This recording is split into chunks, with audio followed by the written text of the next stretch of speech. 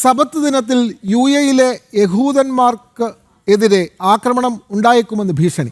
Hamas, Hezbollah, global ജിഹാദ് തുടങ്ങിയ ഭീകര സംഘടനകൾ ആക്രമണം നടത്തിയേക്കും എന്നാണ് മുന്നറിയിപ്പ്. സംഭവത്തെ തുടർന്ന് UAE-യിലെ നയതന്ത്ര പ്രതിനിധികളെയും എംബസി ജീവനക്കാരെയും ഇസ്രായേൽ തിരിച്ച് എത്തിക്കുകയാണ്.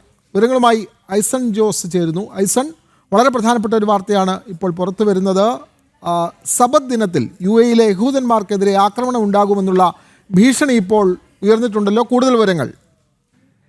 തീർച്ചയായും ഈ ഭീഷണി ഉയർന്നതിന് പല പശ്ചാത്തലങ്ങളുണ്ട്. അത് ഇറാനെതിരായ ആക്രമണത്തിൻ്റെ ഒരു വിഷയമുണ്ട്. അതുപോലെ തന്നെ ഒരു യഹൂദ റബ്ബി UAE-യിൽ കൊല്ലപ്പെടുകയും ആ കൊല്ലപ്പെട്ടതിൻ്റെ പശ്ചാത്തലത്തിൽ ആ കൊലപാതകികളായ 3 പേർക്ക് ശിക്ഷ വിധിക്കുകയും വധശിക്ഷ വിധിക്കുകയും ചെയ്തിരുന്നു. അത് കഴിഞ്ഞ മാർച്ചിലാണ് ആ സംഭവം ഉണ്ടായത്. അത്തരത്തിൽ പല സംഭവങ്ങളുടെ അടിസ്ഥാനത്തിൽ യഹൂദർക്കെതിരായ വിരോധം ഇത്തരത്തിലുള്ള അന്താരാഷ്ട്ര തലത്തിൽ സംഘടനകൾ പ്രചരിപ്പിക്കുകയും ആ യഹൂദ വിഭാഗങ്ങളെ ആക്രമിക്കാനുള്ളൊരു നീക്കം നടത്തുന്നുണ്ട് എന്ന അന്താരാഷ്ട്ര തലത്തിലുള്ള ചില സൂചനകളും റിപ്പോർട്ടുകളും പുറത്തു വരികയും ചെയ്തിരുന്നു.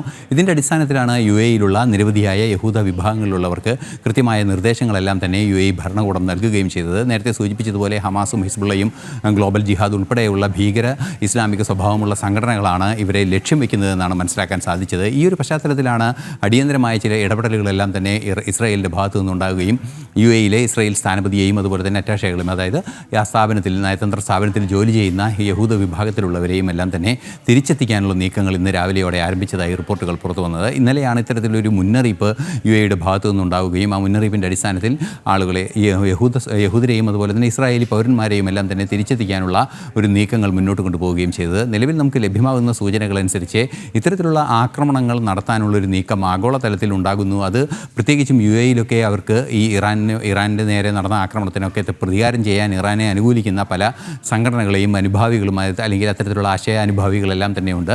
അവരൊരു വെല്ലുവിളി സൃഷ്ടിക്കുന്നു എന്നൊരു സാഹചര്യമാണ്. ഈ ഒരു സാഹചര്യത്തിലാണ് നയതന്ത്ര പ്രതിനിധികളെയും അതുപോലെ തന്നെ ജീവനക്കാരെയും ഉൾപ്പെടെ തിരിച്ചു വിളിക്കാനുള്ള നടപടിയിലേക്ക് ഇസ്രായേൽ കടക്കുകയും ചെയ്തത്. അതെ, സബത്ത് ദിനത്തിലാണ് UAE-യിലെ യഹൂദന്മാർക്കെതിരെ ആക്രമണം ഉണ്ടായേക്കും എന്നുള്ള ഭീഷണി ഉയരുന്നത്. ഹമാസ്, ഹിസ്ബുള്ള, ഗ്ലോബൽ ജിഹാദ് തുടങ്ങിയ ഭീകര സംഘടനകൾ ആക്രമണം നടത്തിയേക്കും എന്നാണ് മുന്നറിയിപ്പ് വരുന്നത്. സംഭവത്തെ തുടർന്ന് UAE-യിലെ നയതന്ത്ര പ്രതിനിധികളെയും എംബസി ജീവനക്കാരെയും ഇസ്രായേൽ തിരികെ വിളിക്കുകയാണ്. വിവരങ്ങൾ നൽകുകയായിരുന്നു ഐസൺ ജോസ്.